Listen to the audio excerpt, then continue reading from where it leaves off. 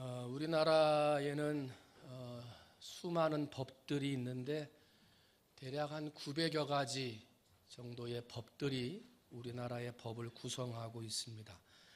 그 법들은 각각의 기능에 따라서 분류가 되어지는데, 형법은 형사상의 법률을 다루고, 상법은 상거래에 대한 내용들의 법을 다루며, 민법은 민사상에 있는 권리와 의무를 규정하고 있습니다. 그래서 이런 것들은 자기의 독특한 영역에서 자기들의 법을 가지고 형법으로 처리해야 하는지 민사법으로 처리해야 하는지를 구분하고 있습니다. 그런데 형법에서 다루고 민법에서 다루고 상법에서 다루는 법이라 하더라도 그 내용이 헌법에서 위배가 되면 안 됩니다. 상법보다도 민법보다도 형법보다도 우선하는 법이 바로 헌법이기 때문에 그렇습니다. 때문에 법에도 우선순위가 있는 것입니다. 상법과 민법과 형사법으로 다룰 수 있는 법들도 되지만, 그러나 그 위에 가장 우선하는 법은 헌법이기 때문에 그 헌법의 규칙과 원리를 따라야 한다는 것이죠. 만약에 헌법의 규칙이 무너지게 되면, 헌법의 법을 준행하지 않게 되면 법이 흔들리는, 나라의 근간이 흔들리는 예가 된다는 것이죠. 헌법을 지킨다. 우리 신앙생활에도 이와 같은 우선순위가 있습니다. 헌법과 같은 꼭 지켜야 하는 것. 우리에게 주신 하나님이 직분, 직책들은 형법, 민법, 상법과 같이 나누어져 있습니다. 교사의 가장 중요한 일은 가르치는 일입니다. 봉사자의 가장 중요한 일은 봉사하는 일입니다. 설교자의 가장 중요한 일은 설교하는 일이고, 전도자의 가장 우선하고 중요한 일은 전도하는 일입니다. 그러나 전도하는 일도 중요하고 설교하는 일도 중요하고 우리가 가지고 있는 삶으로 봉사하는 것도 중요하지만, 그 모든 것들보다 가장 최우선하는, 가장 중요한 헌법과 같은 것이 있다는 거예요. 이사야 43장 7절 말씀 봤더니, 무릇 내 이름으로 일컫는 자 곧 내가 내 영광을 위하여 창조한 자를 오게 하라. 그들을 내가 지었고 만들었느니라 그랬고요. 고린도전서 10장 31절을 보면, 그런즉 너희가 먹든지 마시든지 무엇을 하든지 다 하나님의 영광을 위하여 하라 그랬습니다. 봉사를 하는 것도 내가 봉사의 직무를 감당하지만 그 마지막 최후의 목적은 하나님 영광이 돼야 돼요. 내가 전도하고 기도하면서 내게 주어진 직책과 직분을 감당한다고 전도하는 일을 열심히, 또한 봉사하고 하는 일을 열심히 하지만, 그 모든 봉사의 일들에 가장 중요하고 잊지 말아야 할 사실은 바로 하나님 영광이라는 것입니다. 하나님 영광. 때문에 우리는 가르치는 일도 마지막에는 하나님 영광 돌리는 가르침이 돼야 되고, 전도도 마지막에는 하나님 영광을 돌리는 전도가 되어야 하며, 우리의 봉사와 예배도 결국은 하나님 영광을 돌리는 봉사와 예배가 되어져야 한다는 것입니다. 하나님 영광이 무너지면, 하나님의 영광이 가리워지면 그것은 교회의 근간이 흔들리는 것입니다. 때문에 우리는 무엇을 하든지 다 누구를 위하여? 하나님을 위하여. 더 정확하게 말하면 하나님의 영광을 위하여 해야 한다. 여러분, 무엇을 하든지 하나님의 영광을 위해 하는 여러분이 되시기를 주님의 이름으로 축원을 드립니다. 오늘 설교 제목이 항상 사명을 생각하라. 우리의 삶은 하나님의 영광된 길을 살아가야 되는데, 그 영광된 길이 무엇이냐? 결론부터 말씀드리면 사명의 길을 걸어가는 것입니다. 내게 주신 사명. 그러면 하나님의 영광의 길, 결국은 가장 우선시되고 가장 중요하게 생각해야 할 하나님 영광을 위해 걸어가는 삶이 되기 위해서 우리가 잊지 말아야 할 것들이 있습니다.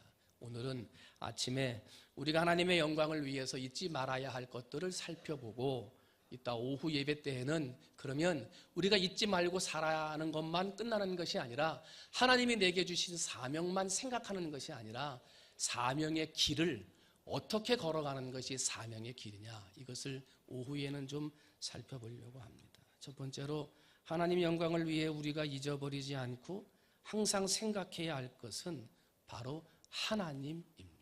한번 따라합니다. 하나님을 항상 생각하라. 여러분, 하나님을 항상 생각하시기를 주님의 이름으로 축원을 드립니다. 오늘 본문 17절 말씀 봤더니요, 이 이스라엘 백성의 하나님이 우리 조상들을 택하시고 애굽 땅에서 나그네 된 그 백성을 높여 큰 권능으로 인도하여 냈다 하고 사도 바울이 지금 설교하고 있습니다. 바리새인 중에 바리새인이고 당시 최고의 율법 학자였던 가말리엘의 수제자였던 바울이 지금 설교하고 있는 거예요. 그 설교의 핵심이 무엇이냐면 우리는 조상 때부터 택함 받았다 하는 겁니다. 그러나 우리가 애굽에 살 때는 나그네 된 인생이었는데 그런 나그네와 같았던 우리의 인생이 높아졌고 큰 권능을 받아서 출애굽을 하게 되었다라고 지금 설교하고 있는 거예요. 그런데 오늘 우리는 바울의 설교 내용에서 주어를 찾아야 됩니다. 주어. 거기에 주목하면서 설교를 들어야 돼요. 17절, 21절, 23절을 보니까 주어가 뭐냐면 하나님이라고 분명하게 기록해 놨어요. 17절 말씀 봤더니 이스라엘 백성의 하나님이 우리 조상을 택하셨다. 누가 그 조상들을 택하셨어요? 하나님이 택했다는 거예요. 그 후에 그들이 왕을 구하거늘 하나님이 베냐민 지파 사람 기스의 아들 사울을 40년간 주셨다가 하고 21절에 기록이 돼요. 눈에 보이는 왕을 달라 말씀하실 때 왕을 주신 분이 누구예요? 하나님이라는 거예요. 23절 말씀 봤더니 하나님이 약속하신 대로 이 사람의 후손에서 이스라엘을 위하여 구주를 세우셨으니 곧 예수라. 이스라엘을 선택받은 민족으로 선택하신 것도 하나님이 하셨고, 나그네 된 삶에서 고통 가운데 있는 이스라엘 백성을 구원해 주신 것도 하나님이 하셨고, 왕을 달라 할 때 왕을 세워주신 분도 하나님이셨고, 독생 아들을 땅에 보내어 온 인류를 구원하는 대속을 결정하신 것도 누가 하신 거예요? 하나님이 하셨다는 거예요. 하나님이. 신명기 7장 7절을 보면 그러면 하나님이 이스라엘 백성들을 선택하고 권능 가운데 출애굽을 시키고 막 이렇게 하시는 이러한 모든 과정이 이스라엘 백성이 똑똑하고 잘나고 큰 민족이기 때문에 그렇게 했느냐? 그렇지 않다는 거예요.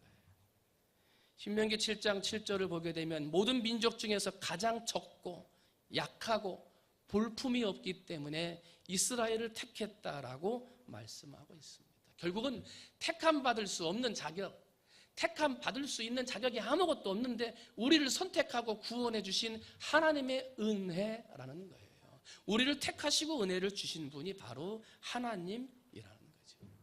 여러분, 성경을 기록한 우리 말씀을 읽다 보면 애굽에서 이스라엘 백성들이 바로 왕의 통치를 받습니다. 그 기간 동안에 얼마나 고통스러웠어요. 그들이 도와달라고 부르짖고 이야기할 때 아무도 도와주지 않습니다. 주변에 있는 나라들, 같이 살고 있는 애굽 사람들은 더 괴롭힐 뿐이었습니다. 그런데 출애굽기 3장 7절부터 보면 그들의 고통을 정령이 보았고 그래요. 누가 보았다는 거예요? 하나님이 보셨다는 거예요. 너희의 부르짖음이 들었고, 누가 들었다는 거예요? 하나님이 들었다는 거예요. 그 근심을 알았노라. 누가 알았다는 거예요? 하나님이 알았다는 거예요. 뿐만 아니라 그들을 구원하신 것도 하나님이셨고, 노예로 멸시받던 그들을 바로 왕 앞에서 존귀하게 세워주신 것도 누가 하신 거예요? 하나님이 하셨다는 거예요. 하나님의 은혜. 그런데 오늘 말씀 18절 말씀 봤더니 광야에서 40년간 저희의 소행을 참으시고 그래요.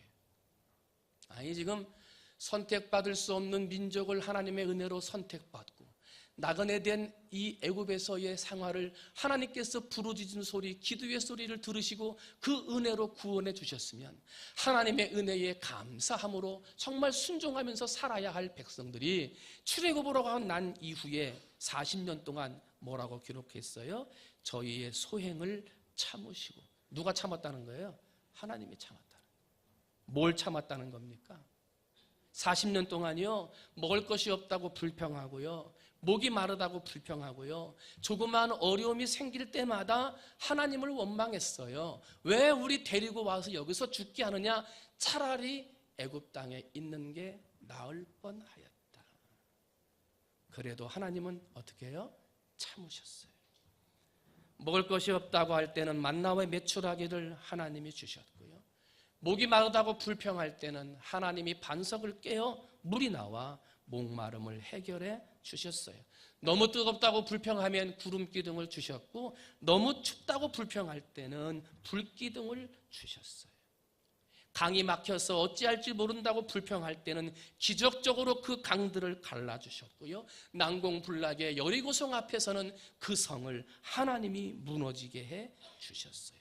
가나안 족속들과 전쟁 가운데 있을 때는요, 하나님이 해가 넘어가는 것조차 막으시면서 불과 우박으로 이들을 치면서 살아계신 하나님의 이름을 직접 증거해 주셨어요. 적과 꿀이 흐르는 땅으로 이스라엘 백성을 인도하시고 그 땅을 주신 분도 하나님이셨어요. 이렇게 하나님이 이끌어주시고 선택하시고 권리를 주셔서 출애굽시켜주고 불평하고 불만했지만 만나와 메추라기로 구름기둥과 불기둥으로 살게 해서 가나안 땅에 들어갔어요. 그러면 이제 거기서라도 하나님 앞에 감사하며 그 은혜를 기억하며 살아야 되는데, 가나안에 정착한 이스라엘 백성들은 우상을 섬기고 하나님의 은혜와 사랑을 망각한 채 죄의 길을 걸어가요. 그래도 하나님이 참으시고 350년 동안 하나님의 사사들을 보내셔서 이스라엘 백성들을 직접 다스리고 가르쳐 주셨어요. 그런데 그런 사사들을 보내신 것이 하나님의 은혜인데 감사하기는커녕 이스라엘 백성들은 사사들의 가르침을 거부하고 눈에 보이는 왕을 달라라고 하나님의 가르침을 거부하게 됩니다. 하나님은 그때도 참으시고 그때도 은혜를 주사 오늘 20절 21절 말씀 봤더니 베냐민 지파 사람 기스의 아들 사울을 왕으로 삼아 40년간 다스리게 하셨어요. 그러나 우리가 잘 아는 대로 사울 왕의 불순종으로 하나님은 다윗을 왕으로 세우셨고 그 다윗의 혈통에서 예수 그리스도를 보내어 주셨어요. 죄를 짓고 은혜를 받고 죄를 짓고 은혜를 받고 하나님의 은혜를 잊어버렸는데도 하나님이 참으시고 망각했는데도 참으시는 하나님의 한량없는 은혜가 오늘의 우리를 있게 한 거예요. 하나님의 은혜는 여기서 멈추지 아니하시고 독생자 아들 예수를 이 땅에 보내셨고 그 예수 그리스도는 십자가에서 보혈을 흘리심으로 우리의 죄의 대가를 지불해 주셨고 그 피값으로 우리의 모든 허물을 다 덮어주사 영원한 생명을 주셨습니다. 그것으로 끝나지 않았습니다. 하나님의 자녀가 되는 축복도 주셨고 천국 시민이 되는 복도 주셨으며 기도할 수 있는 자격과 응답받을 수 있는 축복도 주셨습니다. 성령님을 보내사 동행하게 하셨고 항상 어디를 가든지 은혜를 체험하게 하셨습니다. 예수의 이름을 부르며 기도할 때 능력을 주셨고 그 예수 이름의 능력으로 모든 환경과 마귀를 물리치며 이기며 승리할 수 있는 축복도 주셨다는 거예요. 어찌 하나님의 그 크신 은혜와 사랑을 일일이 다 나열할 수 있겠습니까? 나열하다가 끝날 것이에요. 한이 없습니다. 그런데 우리는 그런 한이 없는 하나님의 사랑을 잊어버리고 산다는 거예요. 그 은혜를 망각하며 살았던 이스라엘 백성들, 그 큰 은혜를 받았음에도 잊어버리고 또 은혜 받고 잊어버리는 그 이스라엘의 삶이 바로 오늘 우리의 삶과 같다는 거예요. 그래서 사명의 길을 가지 못하는 거예요. 그래서 하나님이 내게 주신 사명의 길, 하나님이 내게 주신 은혜의 길을 가지 못하는 거예요. 여러분, 하나님을 생각하시기를 주님의 이름으로 축원을 드립니다. 언제까지? 항상 내 마지막 죽음의 순간까지 하나님을 생각해야 되는 거예요. 그래야 사명의 길을 갈 수 있는 거예요. 요한복음 15장 16절을 보면요, 너희가 나를 택한 것이 아니요 내가 너희를 택하여 세웠다 하고 말씀하세요. 이는 너희로 가서 열매를 맺게 하고 또 너희 열매가 항상 있게 하여 내 이름으로 아버지께 무엇을 구하든지 다 받게 하려 함이라 하고 말을 해요. 여러분, 내가 하나님을 선택했다고 하십니까? 아니에요. 하나님이 우리를 선택하셨어요. 한번 따라합니다. 하나님이 나를 선택하셨다. 여러분, 나라고 하는 사람은요, 연약해요. 죄 가운데 넘어지고요, 문제가 생기면 실망하고 절망하고요, 이스라엘 백성들처럼 조금만 내 마음에 안 맞는 것 있으면 불평하고 원망한단 말이에요. 그래가지고 하나님의 손을 놔버리고요, 하나님이 원하지 않는 길로 가고요, 하나님의 마음에 맞지 않는 행동들을 하며 살아요. 그래서 하나님이 선택한 걸 내가 버릴 수 있다는 거예요. 왜? 나는 연약하기 때문에.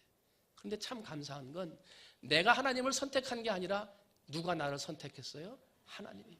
하나님은 변치 않는 하나님이세요. 때문에 내가 죄를 지어도 나를 붙들고 계시고, 내가 하나님 앞에 원망하고 불평해도 하나님은 나를 버리지 아니하시며, 아무리 하나님 앞에 죄와 불평과 원망의 길로 사명의 길에서 벗어나 있다 하더라도 나를 선택하신 하나님은 나를 붙들어 주신다는 거예요.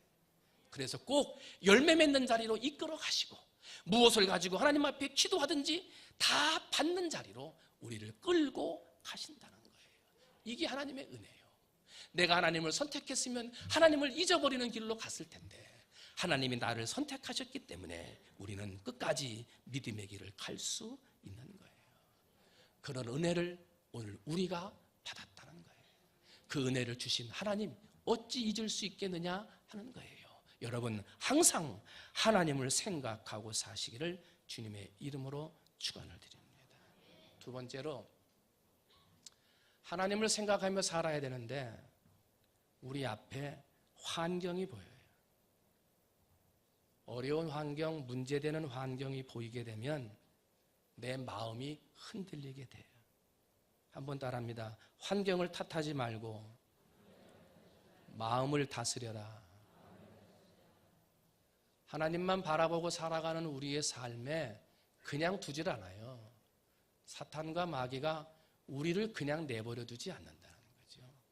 오늘 13절 말씀 봤더니요, 바울과 및 동행하는 사람들이 바보에서 배 타고 밤빌리아에 있는 버가에 이르니 요한은 그들에게서 떠나 예루살렘으로 돌아가고 그래요. 아니, 지금 교회 역사상 처음으로 선교팀이 조성이 돼가지고 선교팀장을 바나바로 세우고 거기에 바울과 요한이 힘을 합쳐서 지금 출발을 한 거예요. 그래서 첫 번째 목적지, 전도해야 할 목적지인 버가라고 하는 땅에 도착을 한 거예요. 거기서 이제 선교를 해야 되는데 선교하러 온 요한이 자기 집으로 그냥 돌아간 거예요. 선교팀으로 왔다가 선교하지 않고 중간에 그냥 가버린 거예요. 그래서 성경학자들은 왜 요한이 돌아갔느냐, 여러 가지 이유들을 얘기하는데 저는 두 가지 이유를 그중에 뽑아봤습니다. 요한은 그 당시에 안디옥 교회의 담임 목사였고요, 바나바의 조카예요. 친척이란 말이에요. 그 선교팀의 대장인 바나바의 조카였어요. 그런데 이 선교팀이 출발을 해서 전도를 하였던 구브로라고 하는 섬에서 거짓 선지자 박수무당 엘루마를 만나요. 그 엘루마와 영적인 전투를 통해서 선교팀의 팀장이 바뀌어요. 그때부터는 이름이 바나바와 바울 이렇게 나왔는데, 이 구브로 섬에서 엘루마라고 하는 박수무당과 영적인 전투에서 승리하면서부터는요, 바나바의 이름이 뒤로 가고 바울이 앞으로 나와요. 그러면서 이제부터는 성경의 기록에 바울과 바나바, 선교팀 팀장의 이름이 이제는 바나바에서 누구로 바뀐 거예요? 바울로 바뀌었어요. 그러니까 요한은 자기의 사촌 형님이, 삼촌과 같은 분이 팀장이었는데 이게 갑자기 이름이 바뀌어버리니까 거기에서 마음이 불편한 거예요. 어떻게 내 형님을 그렇게 할 수 있을까 하는 마음 때문에 불만이 생겨서 떠났을 것이다 하고 말을 하기도 하고요. 어떠한 학자는 환경 때문에 요한이 떠나갔을 것이다 그렇게 말을 해요. 이 버가라고 하는 지역이 굉장히 덥고 습한 지역이래요. 그래서 모기들이 많고 그 당시에 이 세계 역사를 기록한 책들을 보면 이 당시에 말라리아가 그 지역에 유행했다고 나와요. 그래가지고 지금 선교팀들이 그 버가라고 하는 땅에 들어가서 봤더니 날씨는 덥고 습하고 모기는 많고 사람들이 말라리아라고 하는 전염병에 걸려서 고생하는데 죽어나가는 사람들도 봤겠죠. 그러니까 요한의 마음에 덜컥 걱정이 되는 거예요. 내가 저런 병에 걸리면 어떻게 할까 하는 생각이 들어요. 그런데 그 다음 목적지가 어딘가 들어봤더니 비시디아 안디옥으로 간대요. 그런데 이 비시디아 안디옥은 버가로부터 200여 킬로미터나 떨어져 있어요. 그런데 그냥 평지를 가는 것도 아니고요. 타우루스라고 하는 산맥을 넘어서 가야 하는 길이고요. 산맥만 넘는 게 아니라 거기에는 강도와 도적이 있어서 그 산맥을 넘어가는 많은 사람들이 목숨을 잃었던 거예요.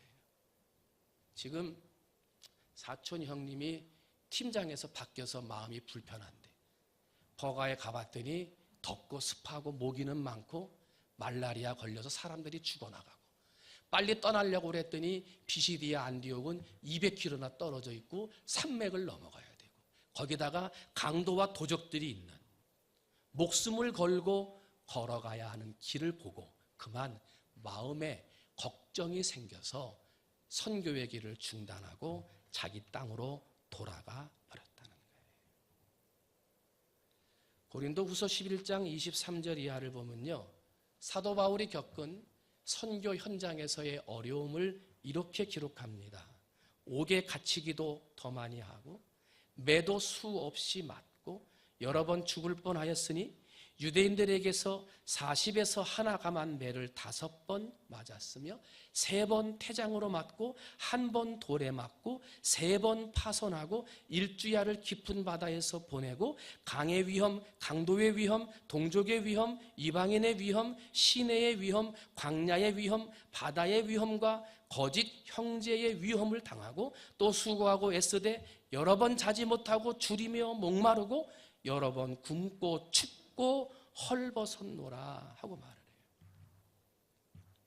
부유한 가정에서 편안하게 자랐던 요한은 이러한 상황을 보고 바울처럼 견디지를 못했고 선교팀에서 결국은 이탈하게 됐고요. 요한이 이탈함으로 말미암아서 어떻게 됩니까? 마가 요한의 문제로 바나바와 바울이 나중에는 전도 여행을 따로따로 가게 되는 결과까지 맺게 됩니다. 그런데 이 요한이 선교의 길을 버리고 떠나갔던 그것이 마음으로부터 시작했다는 거예요. 아니 내 사촌 형님이 왜 팀장에서 물러나지 하는 불평의 마음, 그리고 환경을 바라보고 병 걸릴 수도 있겠구나, 저 산맥을 건너가다가 죽을 수도 있겠구나라고 하는 내 마음, 그 마음을 다스리지 못하자 그는 그만 집으로 돌아가고 말았던 거예요. 바나바가 어떤 사람인 줄 아십니까? 자신의 밭을 팔아서 복음 사역을 위해서 헌신한 사람이고요. 많은 사람들을 위로하고 격려했던 사람, 착하고 성령과 믿음이 충만한 사람이었다라고 사도행전 11장에 기록해 줬어요. 그런데 그런 바울의 문제를, 이 바나바의 문제를 제대로 해결하지 못함으로 그 마음을 이해하지 못하고 원망하는 마음이 생김으로 결국은 그 모든 일을 버리고 떠나고 말았던 것입니다. 그래서 성경 잠언 4장 23절은 우리가 잘 아는 말씀, 모든 지킬 만한 것 중에 더욱 내 마음을 지키라. 왜 그렇습니까? 생명의 근원이 이에서 남이니라.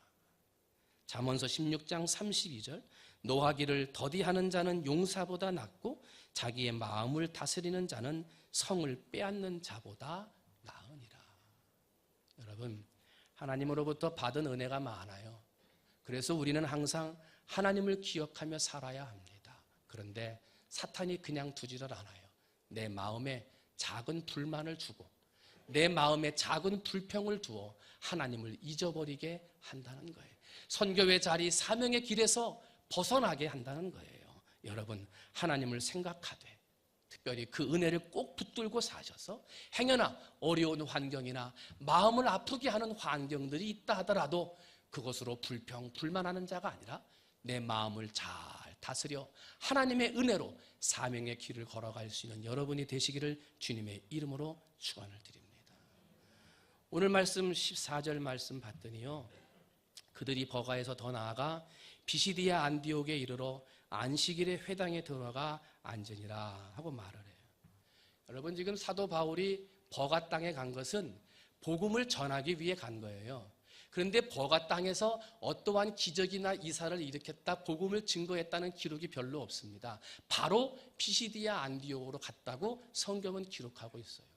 복음을 전하러 간 버가 땅에서 복음을 전하지 아니하고 왜 피시디아 안디옥으로 바로 출발할 수밖에 없었는지 그 이유를 갈라디아서 4장 13절에서 기록해 놨습니다. 내가 처음에 육체의 약함으로 말미암아 너희에게 복음을 전한 것을 너희가 아는 바라 하고 말을 해요. 사도 바울이 버가에서 비시디아 안디옥으로 바로 갈 수밖에 없었던 이유는 육체의 약함 때문이었다는 거예요. 이 약함은 질병을 말하죠. 그래서 학자들은 사도 바울의 지병인 안질이나 간질병이나 말라리아 때문이었을 것이다 라고 이야기를 해요. 사도 바울을 연구한 학자 중에 램지라고 하는 학자는요, 사도 바울이 마가 요한이 떠난 다음에 무덥고 습한 버가 지역에서 말라리아에 걸렸을 것으로 생각을 해요.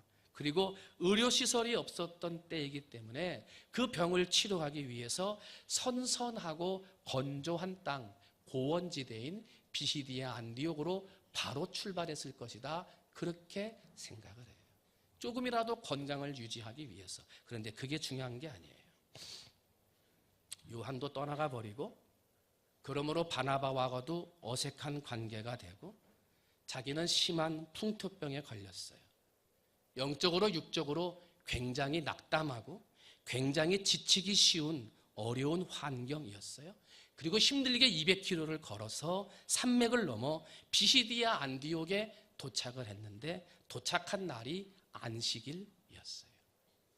영육으로 약하고 힘들어져 있는 200km를 그 병든 몸을 이끌고 도착한 날 사도 바울은 바로 복음을 증거합니다. 웅성거리는 사람들을 불러서 사람들에게 복음을 증거했다는 거예요. 환경을 보면 쉬어야 합니다. 영적으로 약해진 환경, 육적으로 병들린 환경, 200km의 산맥을 넘어서 병든 몸을 이끌고 온 그 환경을 봤을 때는요, 쉬어야 합니다. 하나님 좀 쉬고 육신의 힘을 회복한 다음에 하나님의 복음을 증거하겠습니다 해도 될 법했습니다. 그러나 바울은 어떠한 자리 어느 곳에 가서도 환경을 보지 아니하고 내게 주신 사명의 길을 걸어갔더라는 거예요. 쉬고 싶었지만, 불평하고 불만하고 싶었지만 그렇게 하지 아니하고 자기에게 주신 하나님의 비전, 하나님의 사명을 붙들고 복음을 최우선에 두고 살았더라 하는 거예요. 항상 사명을 생각했던 거죠. 사도행전 20장 23절, 오직 성령이 각 성에서 내게 증언하여 결박과 환난이 나를 기다린다 하나 내가 달려갈 길과 주 예수께 받은 사명 곧 하나님의 은혜의 복음을 증언하는 일을 마치려 하면은 나의 생명조차 조금도 귀한 것으로 여기지 아니하노라. 이런 사람이 사도 바울이었어요. 항상 사명을 생각하고 항상 사명의 길을 걸어갔던 사람. 그래서 그에게 의의 면류관이 예비되어져 있었던 거예요. 사랑하는 성도 여러분, 인생의 길을 걸어가면 누구나 다 환난을 만나고 영육으로 약해질 수밖에 없는 어려운 난관에 부딪히게 됩니다. 그때 그 자리에 주저앉아 쉬며 마음을 다스리지 못해서 불평하고 원망하는 사람이 있는 반면에 바울과 같이 아무리 힘들고 어려운 환경에도 항상 사명을 생각하며 사명을 완수하는 사람이 있습니다. 여러분은 어떤 사람이십니까? 여러분은 어떠한 길을 걸어가고 계십니까? 바라기는 오늘 예배하는 우리 사랑하는 충무중앙의 성도님들은 지금까지 베풀어 주신 하나님의 은혜를 항상 생각하며 하나님을 생각하지 못하도록 사탄이 불어다주는 난관과 문제와 어려움들, 특별히 내 마음의 상함과 아픔의 일들이 생길 때마다 그 마음을 잘 다스려서 하나님이 내게 주신 사명의 길, 하나님이 내게 주신 복음의 길을 걸어갈 수 있는 여러분이 되시기를 주님의 이름으로 축원을 드립니다. 중간에 포기하고 돌아가거나 마음을 다스리지 못함으로 하나님의 마음을 아프게 하는 사람이 아니라 어느 자리에 있든지 사명의 길, 어느 환경 가운데 있든지 복음의 길을 걸어갈 수 있는 그러한 믿음의 성도님들이 되셔서 사도 바울에게 예비되었던 의의 면류관이 오늘 저와 우리 모든 성도들에게도 예비되어지는 그런 축복을 받는 여러분이 되시기를 주님의 이름으로 축원을 드립니다. 하나님을 생각하라. 환난 중에도 내 마음을 잘 다스리라. 그리고 어떠한 자리에도 사명을 잊지 말라. 이따 오후에는 그러면 그렇게 사명을 생각하고 우리가 나아갈 때 어떻게 살아가야 사명의 길을 걸어가는 것인지 그것을 오후 예배 시간에 살펴보도록 하겠습니다. 기도하겠습니다. 사랑의 하나님 아버지, 오늘 우리는 하나님의 영광을 위해 살아야 할 존재들입니다.